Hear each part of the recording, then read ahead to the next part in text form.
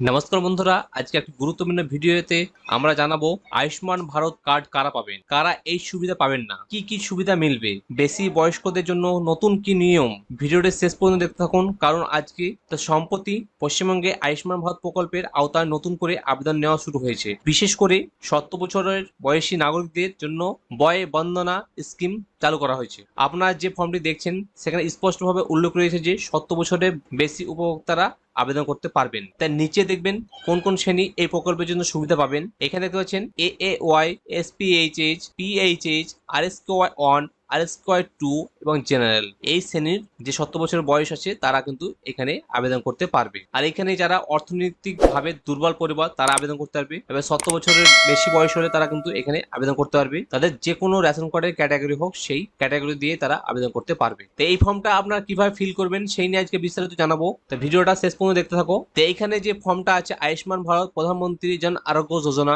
তো এইটা হচ্ছে ভয় বন্দনা স্কিম। তো এখানে বলছে ফর বেনিফিশিয়ারি এজ 70 বছরের বেশি হতে হবে তাদের জন্য এই স্কিমটা, মানে এই স্কিমটা বা এই ফর্মটা। তো এইখানে যেদিনকে আপনি আবেদন করবেন সেই ডেটটা এখানে বসিয়ে দিবেন। তারপরে এখানে দেখতে পাচ্ছেন বেসিক বেনিফিশিয়ারি ইনফরমেশন, যার নামে আপনি ফর্মটা জমা করবেন তার আধার নম্বরটা এখানে এন্ট্রি করবেন, তার অ্যাপ্লিকেন্টের নামটা এখানে বসিয়ে দিবেন, তার যে রেশন কার্ডটা আছে সেই রেশন কার্ডটা কিন্তু এখানে বসিয়ে দিবেন, তার যে ক্যাটাগরিটা হবে সেই ক্যাটাগরিটা এই জায়গায় আপনি সিলেক্ট করে নেবেন, যেটা হবে সেটাকে আপনি টিক মেরে নেবেন। আর এই যে আধার কার্ডের সঙ্গে যে মোবাইল নাম্বারটা লিঙ্ক আছে সেই নম্বরটা কিন্তু এই জায়গাটায় বসাতে হবে। এবার এখানে আপনার জেন্ডারটা আপনি চুজ করে নেবেন, আপনি ফিমেল বা মেল যেটা আপনার হবে সেটা আপনি চুজ করে নেবেন। আপনার ডেট অফ বার্থ যেটা আছে সেটা আপনি এখানে লিখে দেবেন, ডেট অফ বার্থ। তারপরে এই যে দেখতে পাচ্ছেন নিচে ফুল অ্যাড্রেস, আপনার যে জায়গায় আপনি বসবাস করছেন সেই জায়গায় ফুল অ্যাড্রেস এখানে দিয়ে দিবেন। এখানে ভিলেজের নাম দিবেন, এখানে পোস্ট অফিসের নাম দিবেন, পুরো ডিটেলসটা কিন্তু এখানে বসিয়ে দিবেন, আপনার থানার নাম সমস্ত কিছু দিয়ে দিবেন। এখানে এখানে ডিস্ট্রিক্টটা আপনি লিখে দেবেন। তারপরে আপনার যে ব্লক এলাকা বা মিউনিসিপ্যালিটি এলাকা যদি হয় তাহলে যেটা আপনার হবে ব্লক বা মিউনিসিপ্যালিটি সেই এলাকার নামটা এখানে লিখবেন। তারপর এখানে বলছে যদি গ্রাম পঞ্চায়েত হয় তো গ্রাম পঞ্চায়েত নামটা লিখবেন, আর যদি ওয়ার্ড হয় তাহলে ওয়ার্ডের নামটা এখানে লিখবেন, কত নম্বর ওয়ার্ড। তারপর এখানে কি বলছে যে ফ্যামিলির হেড কে আছে, যে অ্যাপ্লিকেন্ট সে যদি হেড হয় তার অ্যাপ্লিকেন্টের নামটা দিয়ে দিবেন, আর যদি সে হেড না হয় তাহলে তার নামটা বসাবেন না, যে হেড তার নামটা এখানে বসাবেন। টোটাল ফ্যামিলি মেম্বার কতজন আপনার ফ্যামিলিতে আছে, 3 জন, 4 জন, 2 জন, সেটা এই জায়গাটা বসিয়ে দিবেন।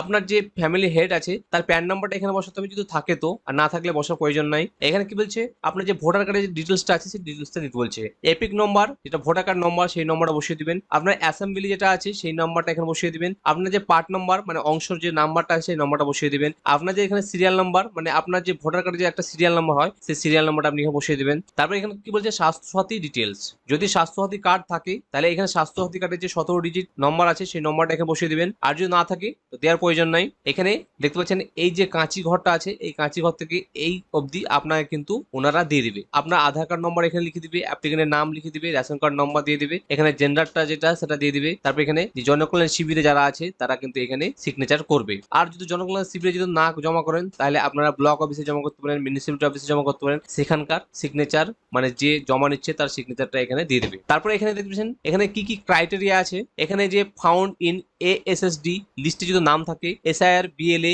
মানে 2024 যদি নাম না থাকে বা লিস্টে নাম থাকে তাহলে এখানে ইয়েস করবেন, আর না থাকলে নো করবেন। এখানে পেন্ডিং আন্ডার এসআইআর অ্যাপ্লাই ট্রাইব্যুনালে যদি আপনি আবেদন করে থাকেন, যদি পেন্ডিং হয়ে থাকে তাহলে ইয়েস করবেন, আর না হলে না করবেন। যদি সি এর জন্য আপনি অ্যাপ্লিকেশন করে থাকেন তাহলে যদি এখানে পেন্ডিং হয়ে থাকে তো ইয়েস করবেন, আর না হলে না করে দেবেন। এখানে পুরো ফর্মটাকে আপনি ভালোভাবে পড়ে নেবেন, যে বেনিফিশিয়ারি আছে তার হিসেবে তাকে ডিক্লারেশন বা কনসার্ন দেওয়া আছে এখানে, পুরো ফর্মটাকে এখানে ভালোভাবে পড়ে নেবেন বা এই জায়গাটা ভালোভাবে পড়বেন। সমস্ত কিছু তথ্য দিয়ে এখানে যে টিক বক্স আছে সেখানে টিক দেবে। টিক দেওয়ার পর এখানে যে তার সিগনেচার এখানে করতে বলেছে, যদি সিগনেচার করতে পারে মানে সই যদি করতে পারে সই করবে, আর যদি সই না করতে পারে তো এখানে ছাপ দেবে একটা, মানে যে হাতে টিপ ছাপ দিবে সেই এখানে তার সেটা উল্লেখ করতে হবে যে এই হাতে টিপ ছাপ দিলাম। তা কাকে করতে হবে এটা, যে অ্যাপ্লিকেশন করছে তাকে করতে হবে এটা। এই যে নিচে যে ঘরটা আছে এই ঘরটা কিন্তু ও তাদের প্রয়োজন নয়, এই ঘরটা কিন্তু অফিসিয়ালি ভাবে ইউজ করবে। অফিসিয়ালি যে এখানে FLW যা তার নাম দেবে, এখানে তার ডেজিগনেশন দিবে, এখানে সে রিকমেন্ডেশন করছে কি করছে না তাকে এখানে টিক করতে হবে, তার সিগনেচার, তার ইনকোয়ারি ডেট কবে ইনকোয়ারি করছে, তারপরে এখানে বেনিফিশিয়ারি এলিজিবিলিটি, তারপরে অফিসিয়াল যারা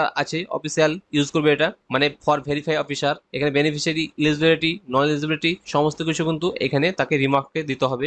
ভেরিফায়ার নাম, ডেজিগনেশন সমস্ত কিছু তাদেরকে দিতে হবে। এটা আপনাদের দেওয়ার কোনো প্রয়োজন নয়। আপনাদের শুধুমাত্র এই যে জায়গাটা আছে এই জায়গাটা ফিল করতে হবে, আর এই যে ফর্মটা আছে এই ফর্মটা আপনাকে ফিল করতে হবে। তা বাড়িতে যদি এক বা একাধিক 7 বছরের প্লাস যদি মানে থাকে তাহলে আপনারা কি করবেন? আপনারা এখানে ভাবছেন যে এখানে যে অ্যাপ্লিকেশন করছেন সেটাই যদি অ্যাপ্লিকেন্ট হয় বা টোটাল মেম্বার দিয়েছেন এখানে, কিন্তু এখানে সিঙ্গেল ফর্ম, কিন্তু এটা আপনি যদি আবেদন করেন তাহলে এখানে আপনার নামটাই উঠবে, আপনি যদি কারো আবেদন করে দেন সেই তার নামটা উঠবে। এখানে কিন্তু আপনার ফ্যামিলিতে যে 5 জন আছে যে 5 জনের নামটা একসঙ্গে উঠে যাবে সেটা উঠবে না। মানে আপনার ফ্যামিলিতে যে কেউ একজন প্রথমে তুলবে, তারপর সেখান থেকে তাদের অ্যাড করার কোনো অপশন থাকবে, সেই অপশন থেকে তারা অ্যাড করতে পারবে। তো এখানে আবেদন করতে কি কি ডকুমেন্ট লাগবে?